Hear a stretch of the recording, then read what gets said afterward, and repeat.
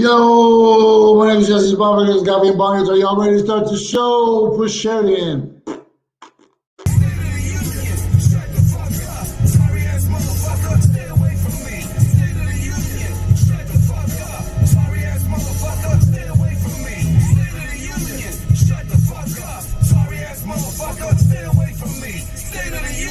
Shut the fuck up, sorry ass motherfucker, stay away from me.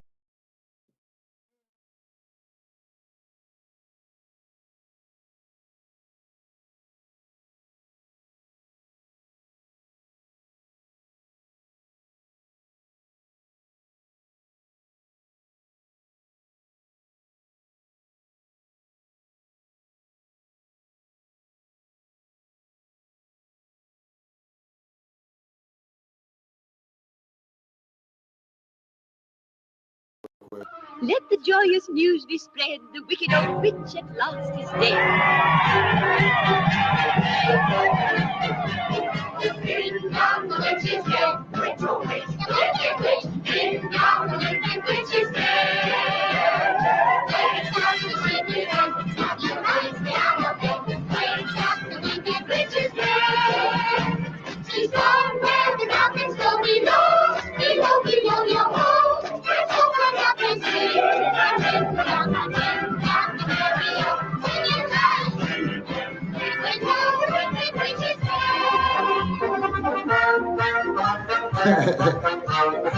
Yo, this don't really get old to me. Can you guys hear me?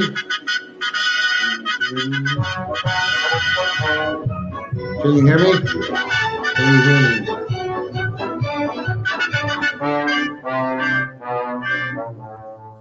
As mayor of the Munchkin City, That's the best part. in the county of the land of Oz, I welcome you most regally. But we've got to verify it legally to see if she is morally, ethically, spiritually, physically, positively, absolutely, undeniably, and reliably dead.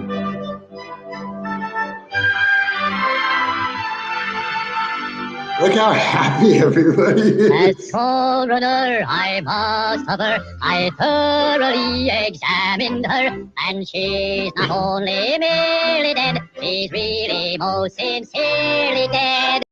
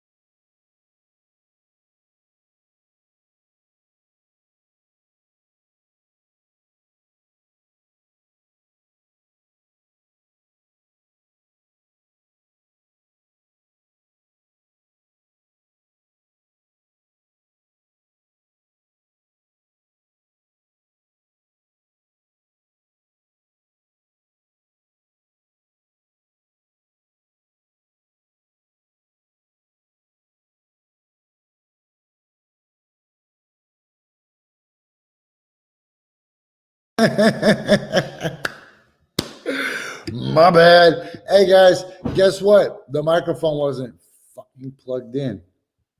That's so crazy. Oh, so that means the laptop picked up my microphone when. Oh man, let's just pretend that didn't happen, and we'll go back to this point in the show.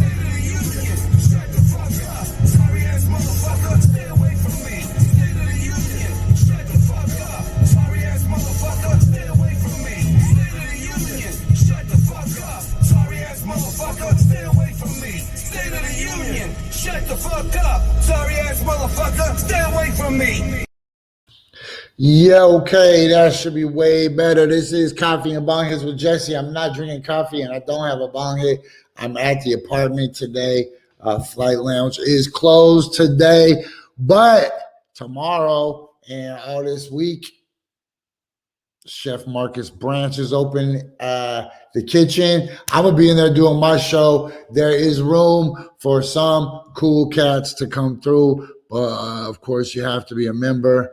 You have to be a member if you want to go to Flight Lounge because it's members only. But man, it cracks hard. Look, people just hanging out in the audience, watching the show, watching some crazy shit on TV. That's not really The Simpsons. That was like some music video. Eating, smoking, enjoying the show. That is where? At Flight Lounge, like I already told you before. And as a matter of fact, you can get Flight Lounge gear.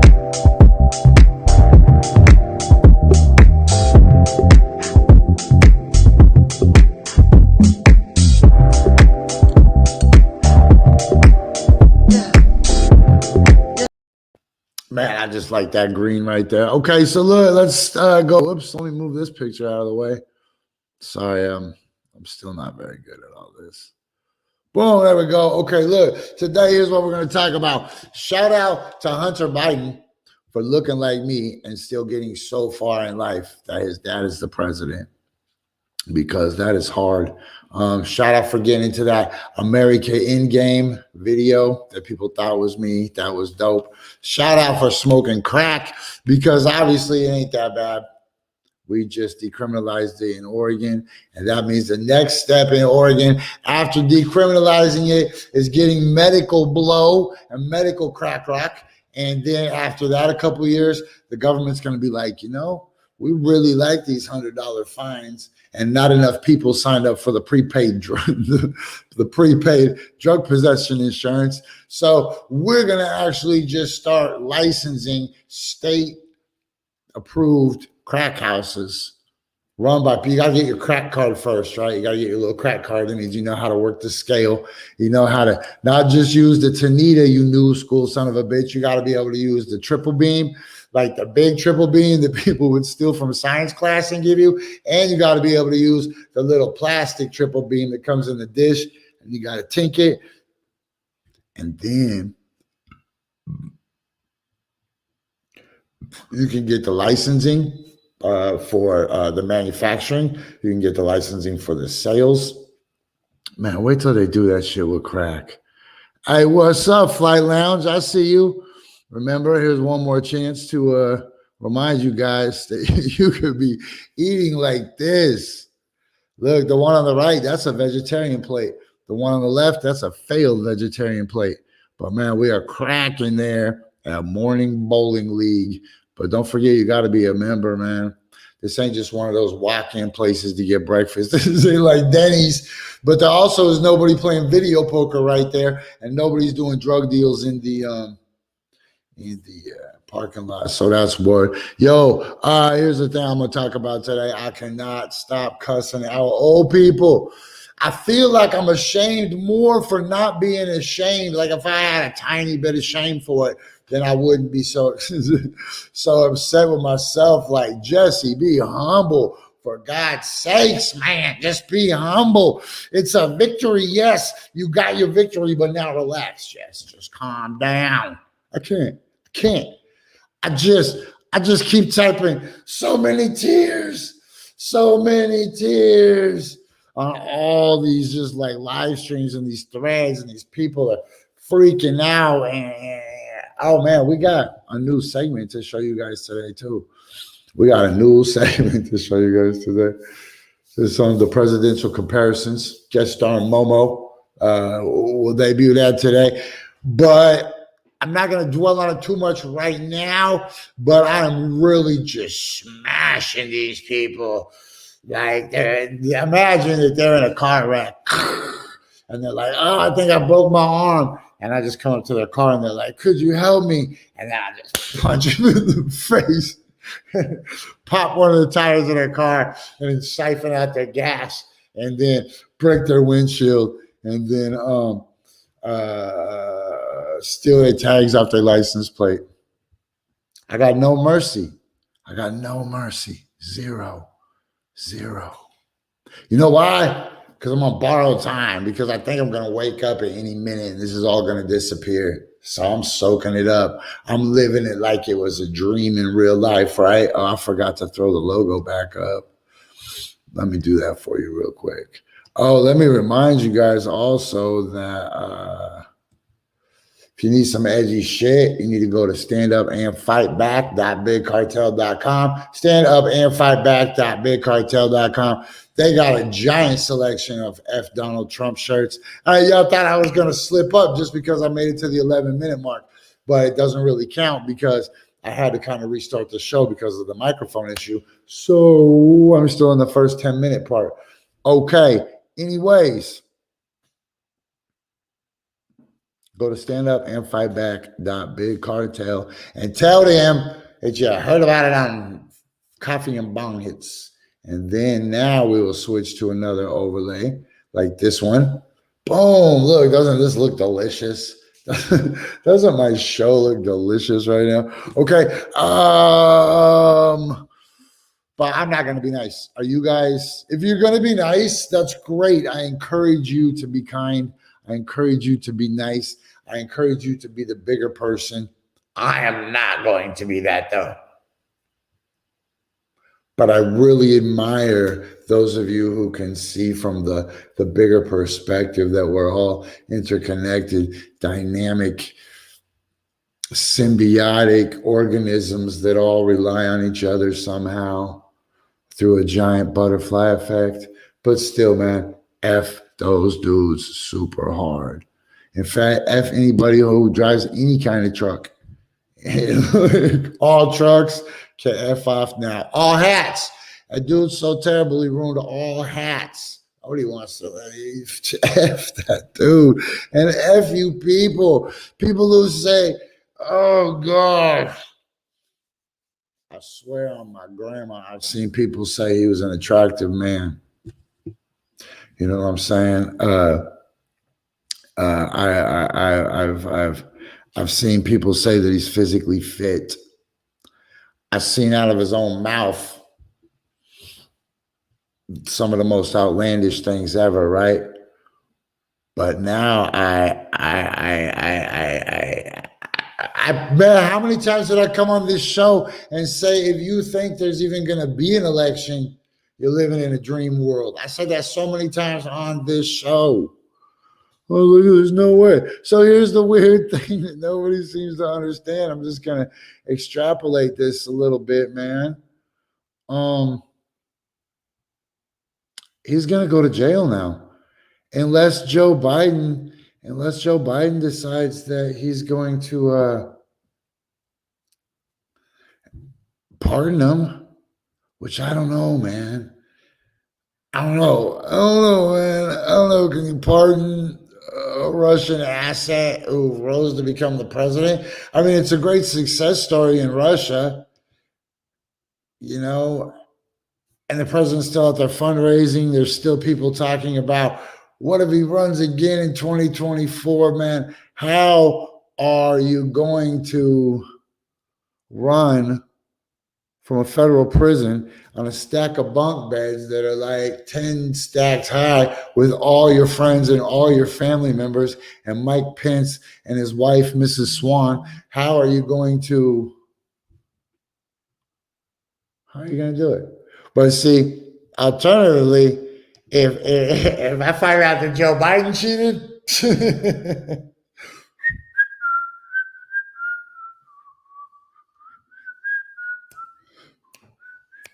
yeah, I do not care. So, so also today I want to talk about, is your Facebook a Stargate for dummies? Like, I try to only mingle and associate and share my ideas with really, really smart people, thoughtful people, people that can listen, people that can type in lowercase. Yo, is that the crazy part or what? The lower cases, man. I'm just like, what? You can write in lowercase this whole time. Okay, so now that I see you writing lowercase, you got all these conspiracies about dead people voting and miscounts, and you don't understand, and social media is messing up your brain, and then you got people that are actually fucking bad people that are spreading these lies. Like literally, if you've ever said the president is physically fit, you lie, shame on you. If you ever said, just watch, Hillary's going to, just watch, Hillary's going to jail on Tuesday, you'll see. Yo, you'll see is the final threat of a weak person, man.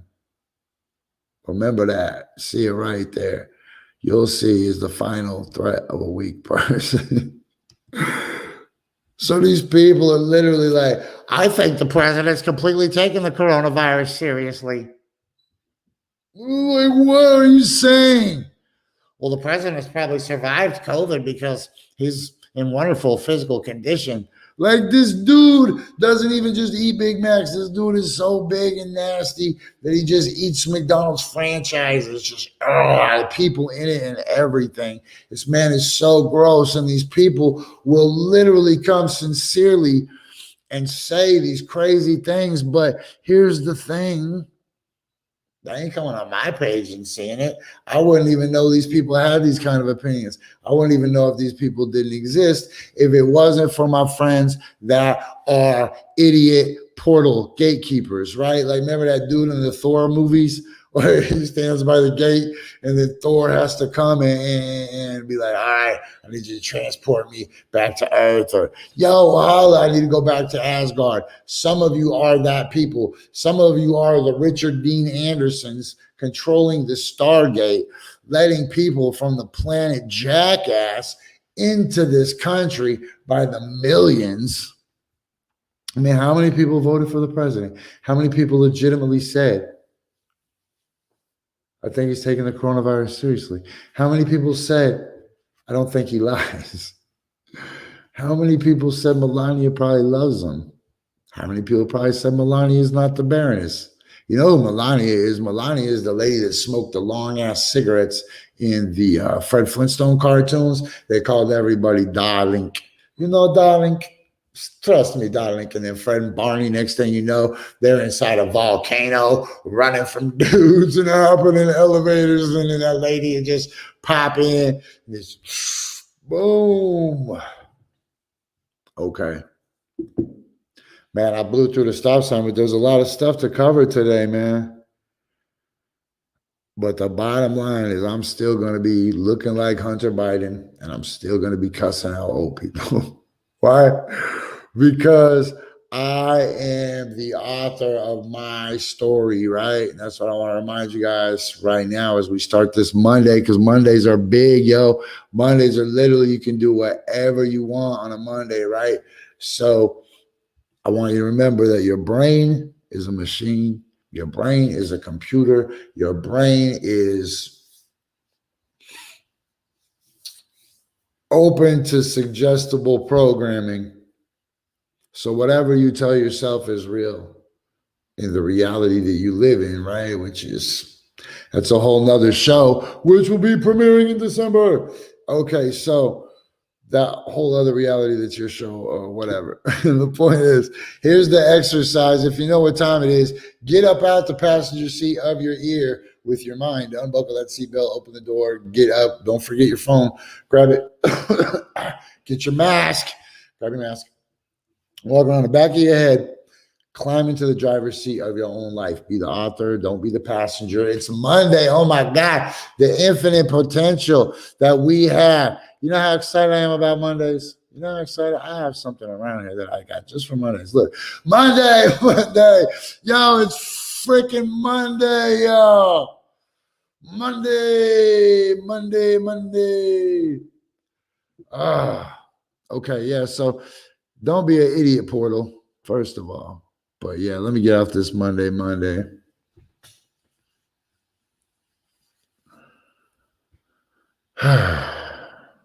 Where's Gozer the Gozerian?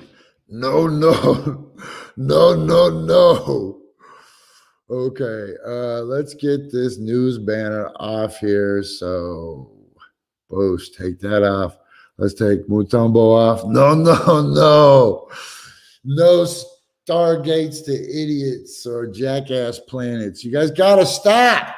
Because the only reason I even see those people is because of you. I wouldn't even know. And I'm like, oh, my friend. And you might even have something cool. It might be something nice.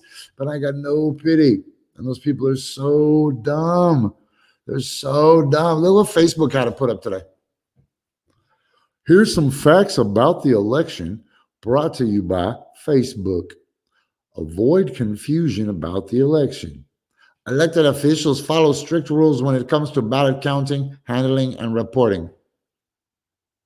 That means that election officials follow strict rules when it comes to ballot counting, handling, and reporting.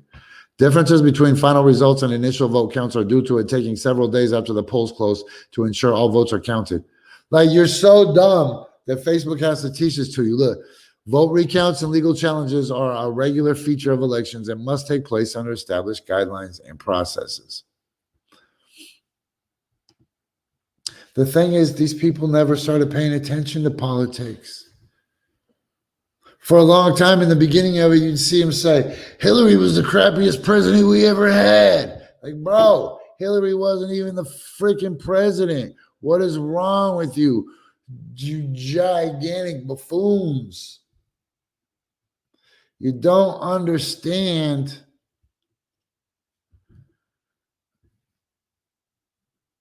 anything. Like, you literally don't understand anything. And that's the beauty to me. That's the beauty to me, is that they don't understand math.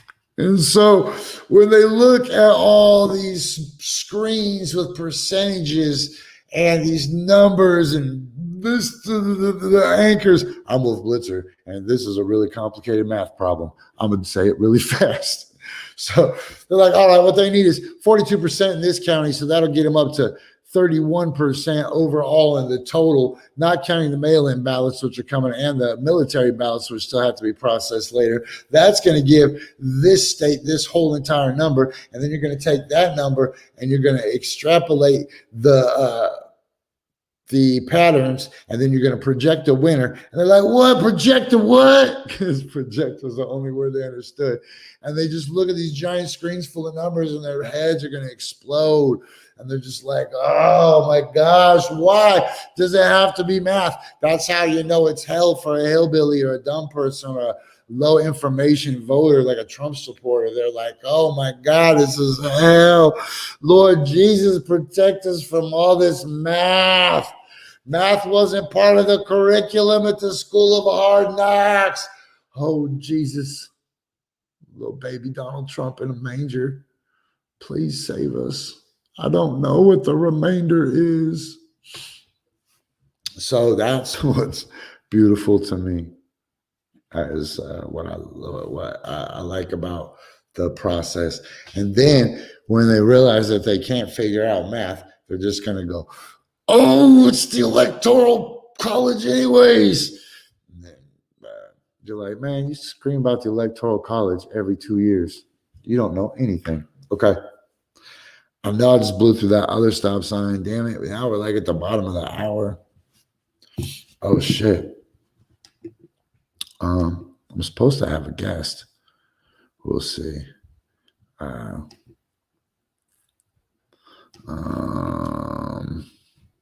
all about that. Let me check on.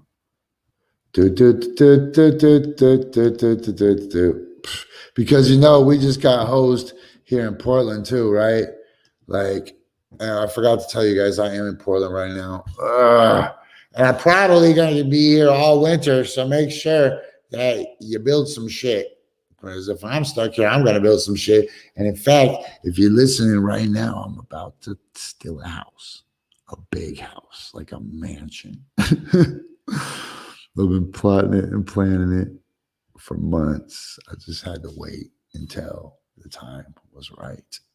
So if you know where there's pallets, I'm looking to build a giant Trojan horse, which will I present as a gift to the city. And then when the city opens the Trojan horse, out will jump a whole bunch of, I don't know, who's everybody scared of? Homeless people, Antifa, black women in positions of political power. Shout out to Stacey Abrams, by the way. Yo, let me drop that. I got that shit somewhere loaded up. Boom, boom, boom, boom. Stacey Abrams, though.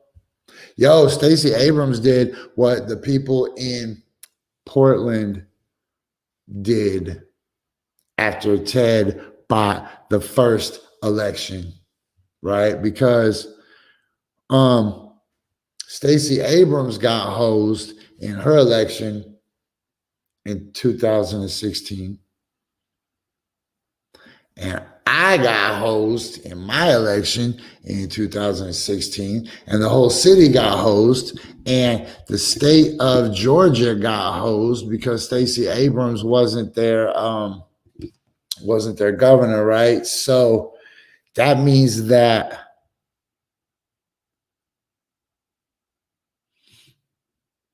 we did the same things, right? Stacey Abrams went and made sure that the crooked voting system that had destroyed her chances, because it was neck and neck, but there was so much suppression, so many people being kicked off the voter rolls, so many people that were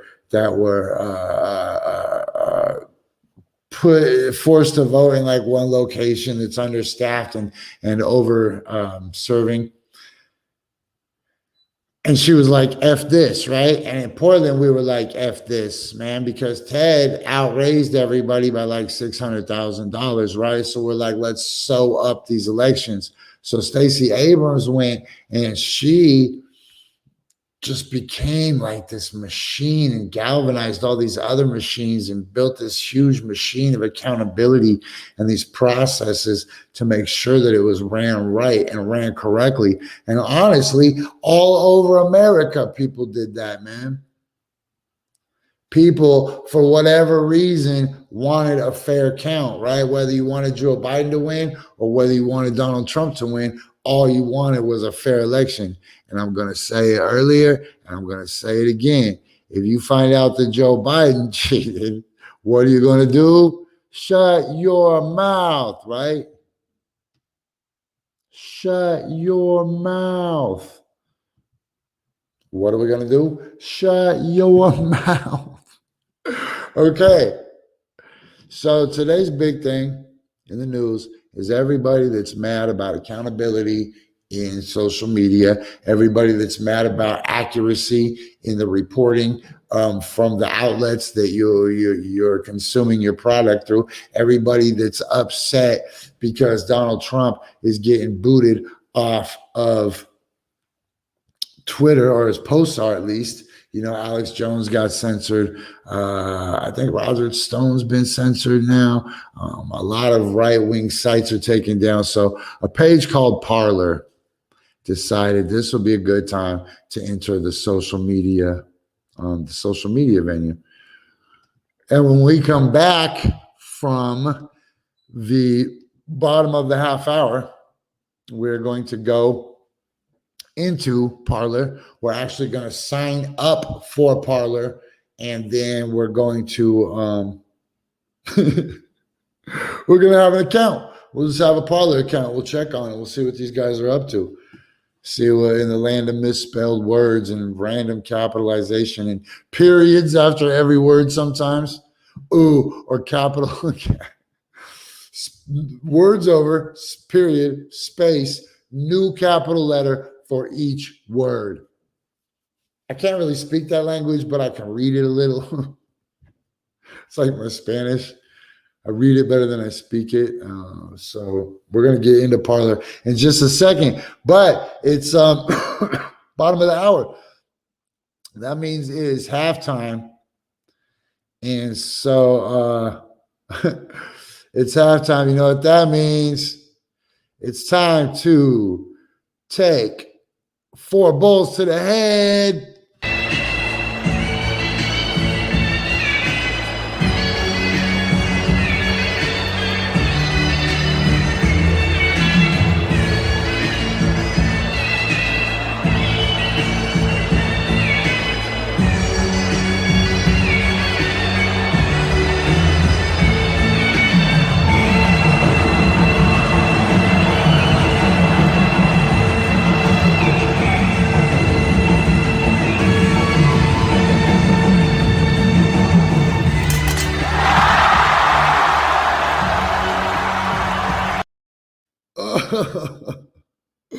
Oh my gosh.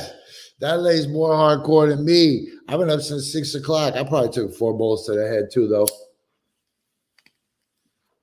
All right, this is the part of the show where I guess you guys should tell me what you're smoking. Let me see if I can get to that little overlay. What are you smoking this morning? I'm still smoking some Snowland. I just got like a little bit left in this one bowl. And then I'm probably going to kitchen drawer weed. Remember, hold on, man. You know what kitchen drawer weed is like? Remember, okay, kitchen drawer weed is like, you got that junk drawer in your kitchen. So you got like a junk drawer in your, you got like a, you know how in the 80s and the 90s and the 2000s, maybe before the world started changing, you would just have a junk drawer in your kitchen. You have like bread ties and magnets and bottle openers and Scotch tape, maybe, and coupons from the pizza place that you never used, and maybe some soy sauce packets and some paper clips or whatever. Now that whole thing has been replaced with weed. You open that same drawer in your house, and it's just like bags of some backyard boogie that somebody gave you, and old joint containers, and old bags, and old Ziplocs, and old film cans, and old jars, and old dab pins, and old batteries, and old chargers for those, and rolling papers, the tray, the poker. What is it? I want to know this. What's in your? That's what I want to know, man. What's in your pot junk drawer in your kitchen? Yeah. So, okay, let's see. What do you guys smoking first? Miyagi smoking Clockwork Orange. Fender smoking Star Dog. Marty smoking. Thanks, Erica. What? Kimberly Weeks is rolling a Rainbow Crush, while Marty's actually smoking some Critical Jack. Erica's got the Forbidden Fruit Flower with the Huckleberry Pie Live Resin. See, I know y'all got major junk in your pot junk drawer. A lot of you got Scotch tape. Who still got resin scraping tools, man? Raise your hand if you still got resin scraping tools. That's what I want to know. Tomorrow, we'll ask. We'll find out who has resin scraping tools tomorrow, man. Okay. So, look, it is the bottom of the hour, and now would be man, I'm so immature, though. Should I? We'll wait. Let's dig into this parlor, okay? Because I already got it loaded up. No, your weed junk drawer. You guys don't got a weed junk drawer? Not a regular junk drawer, a weed junk drawer. Like with old bong stems and pipe screens for your old Motley Crue metal pipe. Who doesn't got a Motley Crue metal pipe somewhere in their house that's just got all these old scrape lines on it? Like you're in jail for like 50 years, and every day you just put it's all just got like your bowls just had pieces of actual metal inside your mouth, and you're just breathing it into your lungs. Whatever. Whatever. What? Who just said they don't got a weed junk drawer? Stop lying. You gotta have a weed junk drawer. What? Oh man, you probably keep it. Girls probably keeping it somewhere better. Sorry. Vic, yeah, you do. Boom, got that all metal. Man, Esther says she don't got no weed junk drawer. Kimberly Weeks got a big stash. Yeah, a bunch of stuff yesterday. Vape pens and a dab rig and dabs and chocolates and gummies. Heck yeah, Kim. That seems like the move. Man, Vic, I know you would. Not just because you live in Idaho, and not just because you got Not just because you got long hair. Yeah, see, I knew you would have a box. I knew you would have a box. Marty used the nightstand drawer. Okay. I'm gonna run out of time if I don't dig into this. So let's try to jam up on this parlor and see if we can figure it out. Let me take that question off. Let's go there. I don't even like this layout real quick. Let's change the brand. You know I got overlays, right? Oh, hey, speaking of branding, hey, y'all get off of social media. I know you guys all saw that. I know you all saw that show, The Social Dilemma, and you didn't even get off social media. If you're going to be on social media, at least have something you can anchor your boat to if you're doing anything kind of cool. At least go buy your name for $1.99 from GoDaddy.com so you own your name.com so somebody else doesn't do it and just make cartoons and glory holes. Renting space in cyberspace, renting an apartment from Zuckerberg is no safer than renting an apartment in Portland, Oregon. Your rents keep going up, your accommodations keep going down, the neighborhood keeps getting worse. Well, all of you should be doing is going and getting yourself a nice little condominium that you own or a little piece of land in cyberspace so that your product can really exist on its own. And then you can still leave your real estate and go dabble with the commoners, right, in social media, but you can always come back and they can never take it away. So for that, check out my man Alex at Total Market Exposure. Blam! That was a surprise. Man, are you cold? I'm so cold. I don't have like central air at all in my house. I'm freezing. Man, you know, I was just about to try to sign up for Parlor. Isn't that like the bad guys? Yeah, it is the bad guys. Oh, why are you doing that? Because I just want to go into it for just a minute and see what kind of people are in there. I saw a screenshot last night. I saw a screenshot last night in one of my multimedia groups. So I want to see what these people are going to do. Speak freely and express yourself openly without fear of being deplatformed for your views. Engage with real people, not bots. Parlor is people and privacy focused and gives you the tools you need to curate your Parlor experience. Hey, it's working, man. I already started mispronouncing shit. That's pretty cool. Okay, what's up with you, man? It's Monday. It's the first Monday of the rest of your life. Yeah, I mean, I would have liked this to be the first Monday of a transition team into the mayor's office, but I don't know. I feel Hey, good. Were you gonna work in City Hall?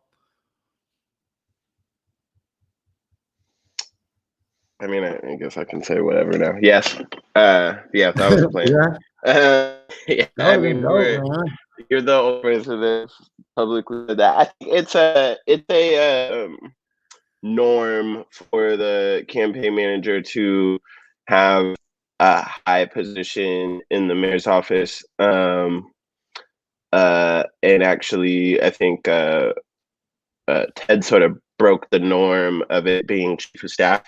But I think that's probably what it could have been. But I'm I don't know. We've been trying to break in that building for a long time. So we went from 2016 getting beat out of it to 2020. 5 points away from being in there. So maybe 2024 or something. I finally get in.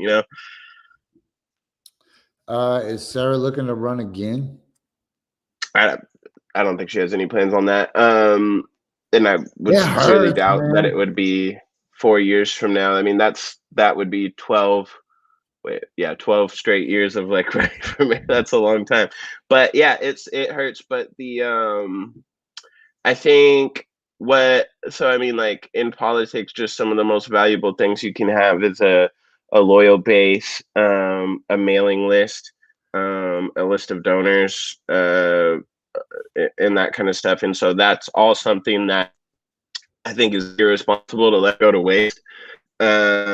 So it should be something I think will come of things, whether that be like a PAC that works on voting reform. I mean, I think the model really is, Biden was trying to be president for 47 years.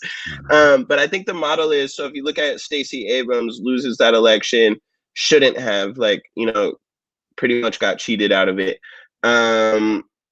We lost this election in large part due to the breaking of campaign finance laws and stuff. But Stacey Abrams loses an election and then goes out and starts, I think, a nonprofit, maybe a PAC or whatever. And basically in Georgia registered 800,000 people. And in places like Wisconsin and Michigan even had an impact on voter registration through her efforts. So she loses that election, learns, hey, this is what screwed me in that election, and then does a bunch of work to fix that, and then maybe saves the country. I think that's an interesting model, and I think some potential there with Sarah, so that even if she didn't run, she could prevent what prevented her or someone like her from being in office. She could prevent that stuff from happening again in the future. Bro, that's what I did. We already talked about that. That's what the whole city of Portland did. We watched Ted buy an election, and Stacey Abrams watched the Republicans and her opponent specifically steal an election from her. And so we already drew the parallels earlier, just in anticipation maybe of you showing up to answer the next level of thought to that. Because so Stacey Abrams was able to pull it off. Hooray, Georgia. And what's funny is I remember after the election, she took a lot of heat from people that thought she was maybe more radical. And they're like, oh my gosh, she's going into think tanks and she's working with industry types and she's just going to get eaten by the machine. But what she did was she just went back and like reinforced the machine. And in Portland, we overwhelmingly thought that we fixed that machine so that we could pave the path for, in my opinion, I thought it was going to be Teresa, right? But then it turned out to be Sarah, who really took advantage of that in an unbelievable way, but exactly in the way that we envisioned it. Like we didn't fail. You got cheated. Yeah. Way worse than Donald Trump's people could be cheated. What's our recourse? Yeah, I mean, that's that. I mean, hopefully some of this stuff works its way through courts and Ted Wheeler pays, the legal and financial penalties for what happened. But there's no, you can't, let's say a judge said Ted Wheeler bought this election, right? Like just straight up said that, which is unlikely. But let's say they say that, you still can't undo an election. So it's like, I mean, even Stacey Abrams or like Brian Kemp, like really cheated. He was the Secretary of State in charge of the vote. It's like if you're playing musical chairs. Yeah, it's like if you were playing musical chairs and you were playing and controlling the music at the same time. And so like it no matter what happens, we can't undo that. But I do think that we've sort of chipped away at the armor a bit. And I think that maybe we underestimated how strong that armor would be, especially in sort of this first of a more fair fight.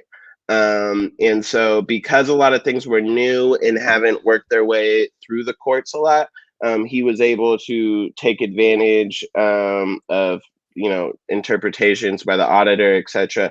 As these things, the new laws, the honest elections and open and accountable elections and things happening at the state level, even as they, work their way through the courts and become more institutionalized and solidified, I think it's going to be harder for someone like Ted to work around it, and give themselves $150,000. What is really messed up that I think people don't realize about this election that is really discouraging is that, so Ted's legal interpretation of everything was that the laws that 87% of Portlanders passed were basically unconstitutional because money is free speech, right? And what he did, but Portlanders passed that law, and then it was put into the charter, approved by council.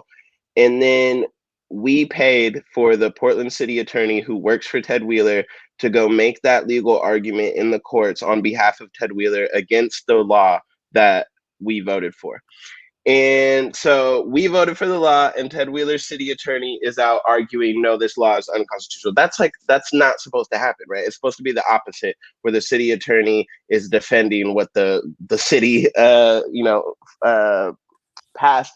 But not only that, but if it were, so this is a new issue, actually, the fact that he loaned his campaign $150,000. If he would have given his campaign $150,000, he might have, I think, especially with our new national Supreme Court, won that fight, because it is pretty much settled that the courts see money as free speech, and there has to be a vehicle for candidates to self-fund, etc. But it shouldn't be that way, but that's the interpretation, and the Supreme Court hasn't gotten any better. But nobody's ever run into a situation where a candidate loaned themselves $150,000, which is a really good way to get around campaign finance stuff, because campaign finance laws work for an election cycle. And so I can theoretically loan myself $150,000. Someone can only give me $500, but now I can collect $500 over 4 years to pay back that loan, all for just one election cycle. So it's like this clever way to get around the new laws. But if he and it's going to keep going through the courts, and if he keeps fighting this all the way to the U.S. Supreme Court, using Portland City's attorney to fight this to the U.S. Supreme Court, what that ends up doing is Portland being the city that expands the interpretation of Citizens United, that it expands the notion that money is free speech, to expand that to also include not just contributions to one's campaign, but also loans to the campaign. So Portlanders are now in a situation. Yeah, Ted would be using Portland and his campaign as a vehicle to exploit the loopholes in an already horrible system. So that would create a repercussion that would go to every other situation like that across the whole country. Across the whole country. Ted would be the precedent for it. Yeah, and because that means we pay for it. And we pay for it. Not even his lawyers. The city attorney is fighting this fight on behalf of him, and to expand what we all think is horrible, which was the Citizens United decision.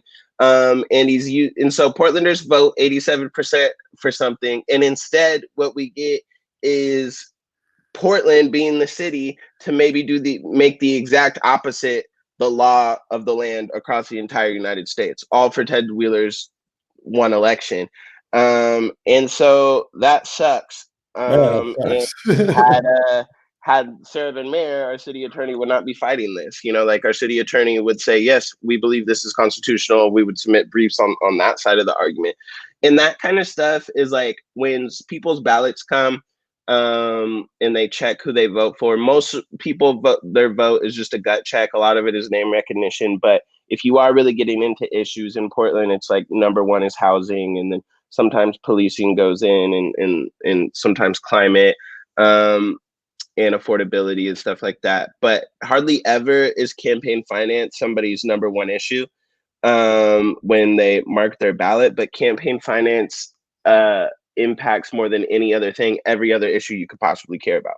So like when it comes to housing, we're going to face this eviction crisis. The Portland Metropolitan Association of Realtors gave like $200,000 to Ted's super PAC, right? So now that makes us dealing housing in the eviction crisis so much harder, because our politicians are ones that have been picked by the realtors. Same thing goes with climate, obviously, and policing. I mean, all of the issues that we want to solve are almost impossible to do so if we can't have fair fights. And, this fight was more fair than it would have been had we obviously not had open and accountable elections, or had we not had honest elections where Ted couldn't collect checks over $500 in the general. But they found ways around it. And if we can close those loopholes in the future, I think we would win. And I think we could still be proud about it. This is the closest mayor's race in like modern history, I think, in around 50 years in Portland. It's the only time in any modern history of Portland where the mayor has not gotten 50% of the vote in either the primary or the general.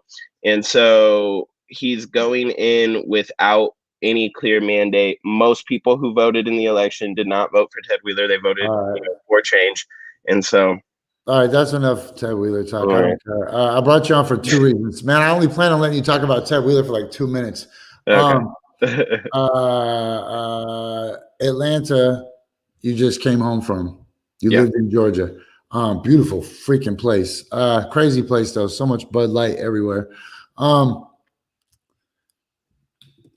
The fate of the country is at stake one more time though. Like, there are 2 congressional seats that are open right now in Georgia will determine if the Democrats can just go write all these super cool laws and be like, yeah, cool. Yeah, cool. Done. High five. Yeah. Hi. Have a starburst. Like, instead of all the partisan craziness. How can people help in Atlanta without? Because my first thought is, man, I would love to just go to Georgia and help. Mm-hmm. It's probably really nice right now. Yeah, I think people like you who can go and are willing to put in like groundwork, like literally like knock the doors, like I think that is helpful. I think there are a lot of people that are like, I'm going to Georgia and they're gonna go and they can afford to like rent a house there, right? And if you can afford to rent a house in Georgia for 2 months or in Atlanta, that money would probably be better spent like giving to people who just delivered us Georgia, right? Because the thing is, it is so awkward to see all these people be like, oh, thank you so much, all these organizers for delivering Georgia for the first time to the Democrats.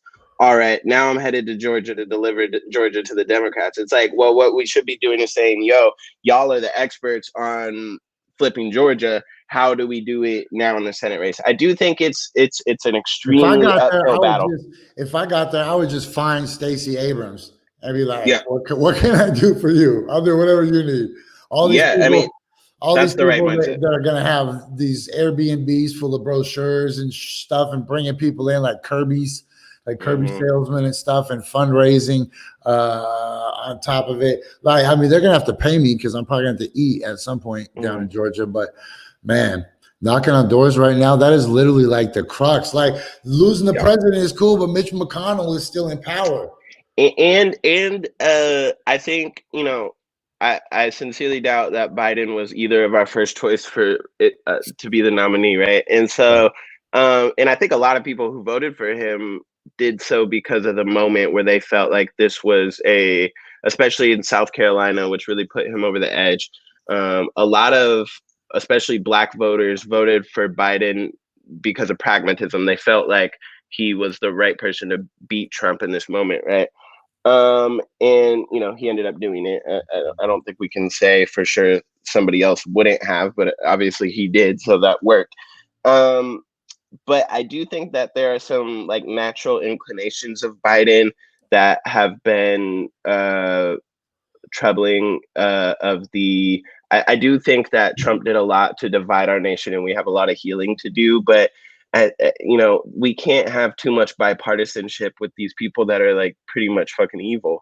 And so I think I worry that if we don't flip the Senate, it allows some of Joe Biden's, what some people would think are better instincts, which I think are worse instincts of bipartisanship, to sort of allow them to take root throughout his entire presidency. And so, part of the thing that progressives were saying about Joe Biden to get people to vote for him over Donald Trump, or to feel encouraged to at least go to the polls, was that, at least we can push Biden to the left.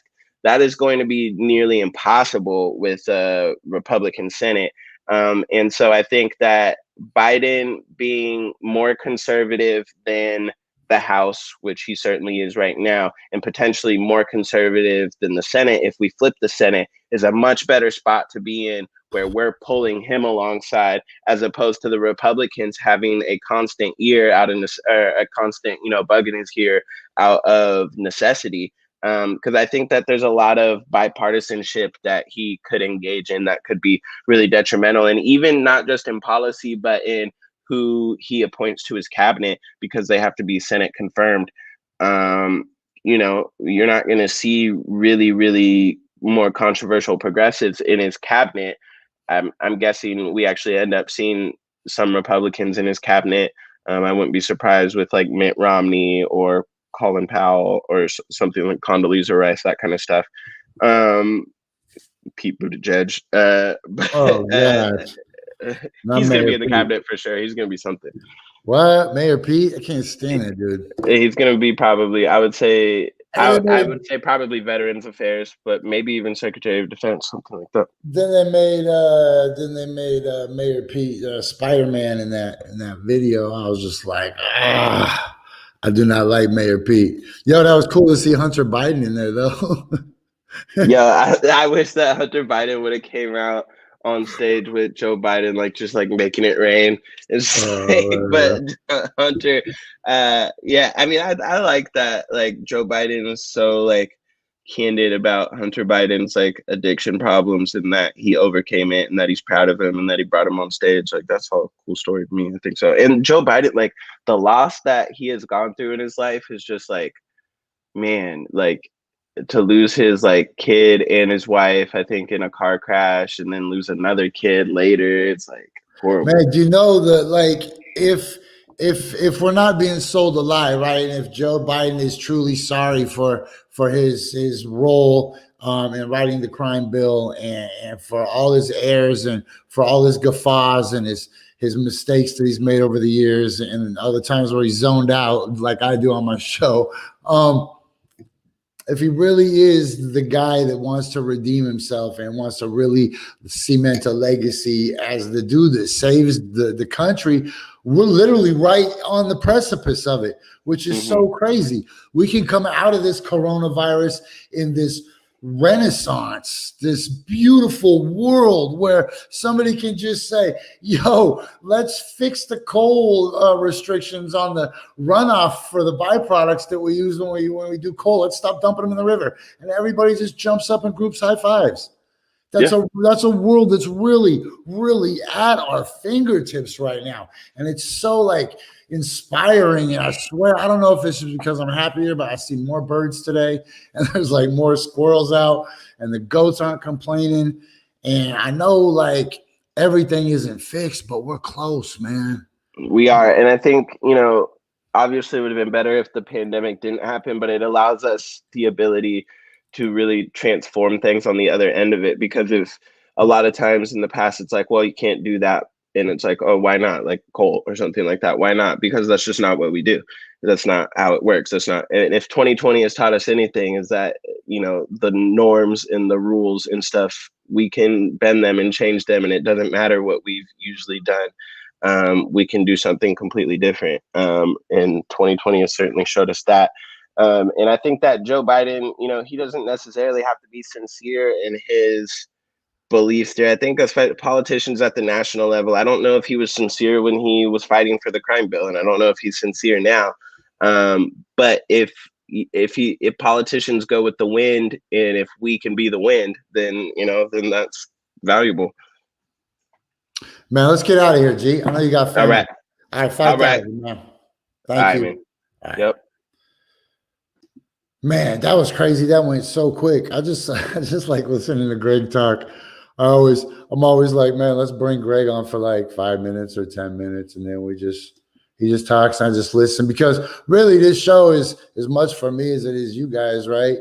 I mean, for me to be able to tell you guys how I feel, and for me to be sincere about it, because I know that a lot of the people that listen to this show are people that I love, and they take what I say as sincere advice, and they know that if they hear me say it on my show, that I'm accountable for it, right? So I benefit from that accountability.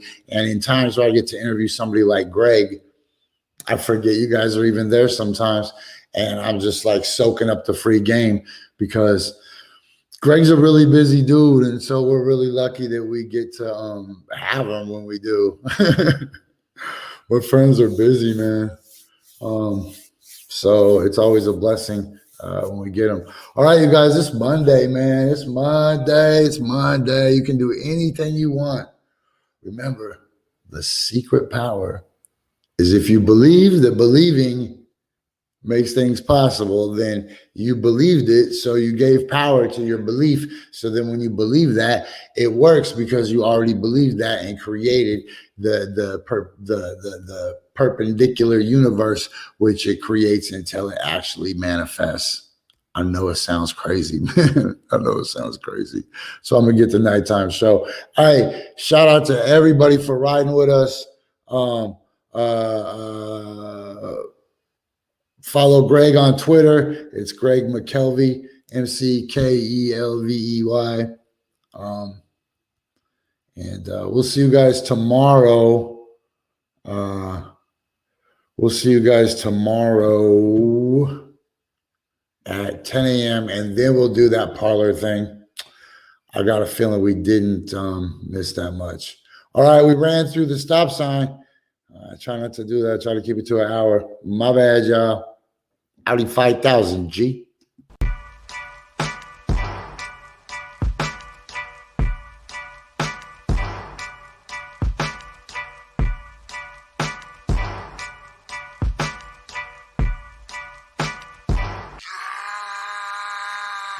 Pull up in motorcades. I got a show today. It's all I'm trying to do. Hustle and motivate. Choppers a throwaway. Hustle the overweight.